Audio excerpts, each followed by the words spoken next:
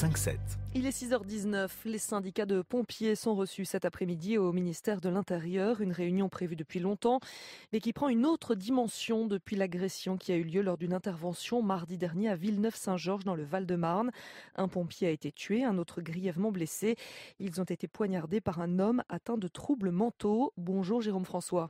Bonjour. Vous êtes sapeur-pompier dans le Val d'Oise, secrétaire général de l'UNSAS 10. Qu'allez-vous demander au service de Gérard Collomb? Car c'est pas le ministre personnellement qui va vous recevoir. Absolument.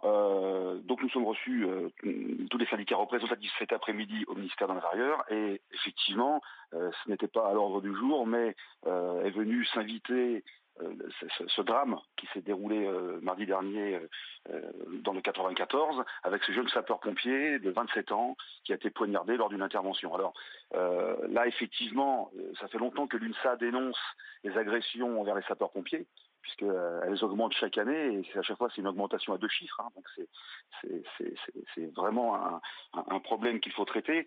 Là, nous sommes dans une situation un petit peu différente puisque nous ne sommes pas face à des voyous qui attaquent les services de secours. Nous sommes face à quelqu'un qui a une pathologie et qui est en rupture de traitement. Il n'en demeure pas moins qu'un jeune sapeur-pompier est décédé, 27 ans, père de famille, et que ça reste un drame et qu'il faut trouver des solutions. Alors quelle solution selon vous ? Alors il y a plusieurs pistes qui sont développées. Tout d'abord, il doit y avoir des protocoles signés entre les services d'incendie de secours et les forces de l'ordre. Dans certains départements, ce n'est toujours pas fait. C'est-à-dire que ces protocoles permettent derrière d'avoir un dépôt de plainte qui est traité de manière optimum. C'est loin d'être le cas dans certains départements. Les secours qui sont agressés sont mis dans le pot commun et puis doivent attendre des heures au commissariat. Et puis très honnêtement, la justice, je ne veux pas parler de laxisme, mais très honnêtement, voilà. Mais le dépôt de plainte n'empêche pas l'agression.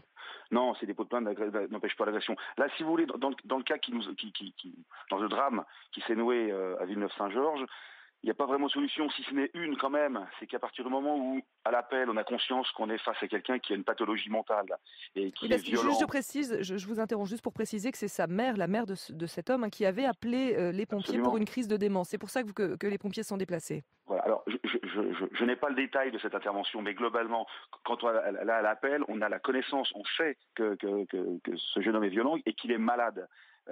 Donc la procédure voudrait que ce soit, si vous voulez, les pompiers ne sont pas là pour maîtriser quelqu'un. Nous, on est là pour soigner.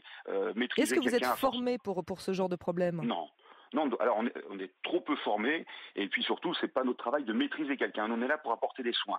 Donc dans un cas comme ça, il appartient aux forces de l'ordre de maîtriser l'individu avant que nous puissions intervenir dessus et éventuellement le soigner.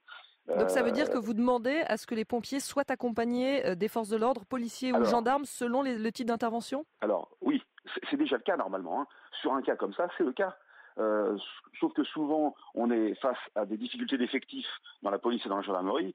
Et quand vous arrivez devant avec une ambulance, et puis que vous entendez du bruit, peut-être des hurlements, et que la police met un quart d'heure à arriver, et c'est pas leur faute, c'est juste qu'ils sont en manque d'effectifs constamment, qu'ils sont pris sur d'autres interventions, et bien forcément, à un moment donné, vous êtes quand même obligé d'intervenir. Ce qui n'est pas forcément le cas de cette intervention, mais par contre, ce qui est le lot quotidien des sapeurs-pompiers. Il y a des tas d'interventions où on n'est pas censé arriver en première intention, mais on est obligé de le faire parce qu'on est tout seul pendant de longues minutes.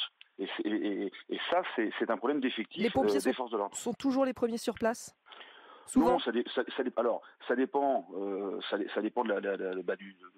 d'où on se situe. Il y a des endroits, mais globalement sur le territoire français, les sapeurs-pompiers ont un très bon maillage.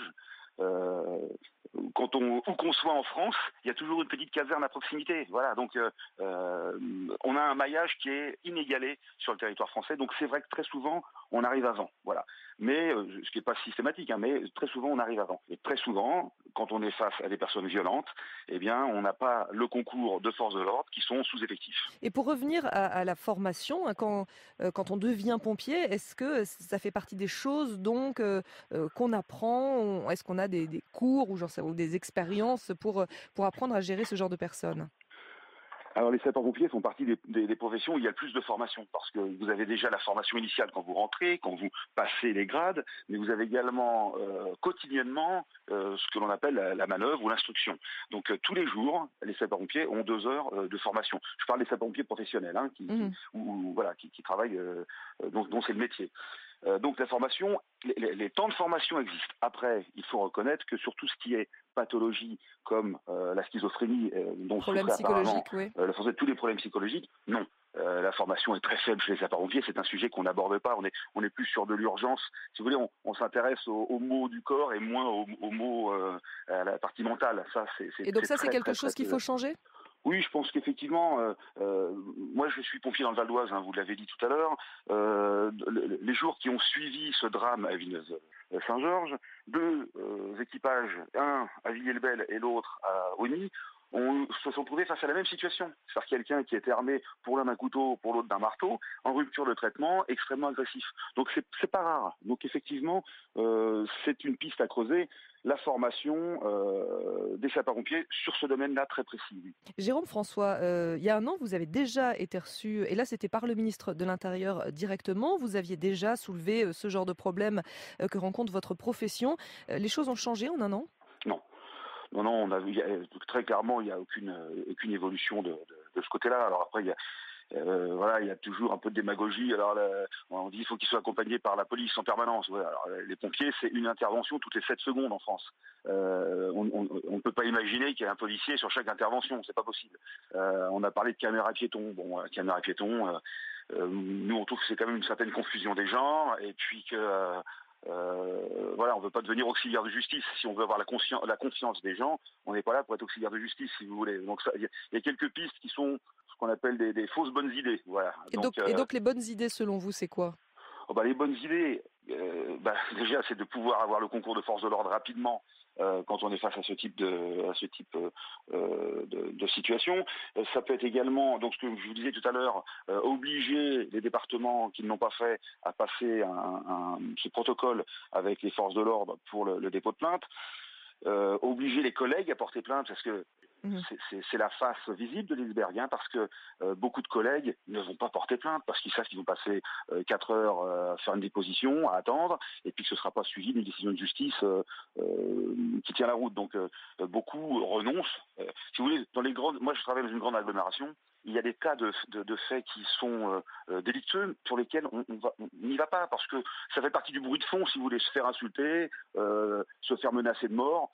Bon, voilà, ils m'ont encore menacé de mort. On ne va pas porter plainte. Alors que pour moi c'est une erreur, mais je comprends le collègue qui se dit je vais passer 4 heures à déposer plainte et puis in fine, voilà. Jérôme François, quand il y a un appel, est-ce que vous avez le droit de dire non, j'y vais pas si vous pensez que c'est trop dangereux? Vous êtes obligé d'y aller? Alors oui, il y a la notion de droit de retrait. Effectivement, un sapeur-pompier n'est pas là pour mourir. Alors, il y a certains corps de sapeurs-pompiers dont la devise est sauver ou périr. Bon, effectivement, on est là pour prendre des risques, pour sauver la vie, mais on peut avoir aussi un droit de retrait quand on considère que c'est trop dangereux. Malgré tout, c'est quand même difficile quand un équipage arrive sur place et qu'il y a une situation où ils peuvent apporter leur concours, de ne pas y aller. Je prends l'exemple des attaques terroristes, par exemple. On a une procédure où on doit attendre. Pardon ? Exemple extrême. Hein. Alors, exemple extrême, mais qui est révélateur. On doit attendre que la police est sécurisée. Vous arrivez avec une ambulance sur un parking, il y a 3 personnes en train de se vider leur sang, qu'est-ce que vous faites? Est-ce que vous attendez franchement que la police arrive, sécurise forcément voilà. Après, chacun fera son âme et conscience, mais si vous n'entendez pas le bruit, si la menace n'est pas directement visible, vous allez y aller, vous n'allez pas attendre que le périmètre soit sécurisé. C'est ça la réalité de terrain. Merci beaucoup Jérôme François. Je rappelle que vous êtes sapeur-pompier dans le Val d'Oise, également secrétaire général de l'UNSAS 10.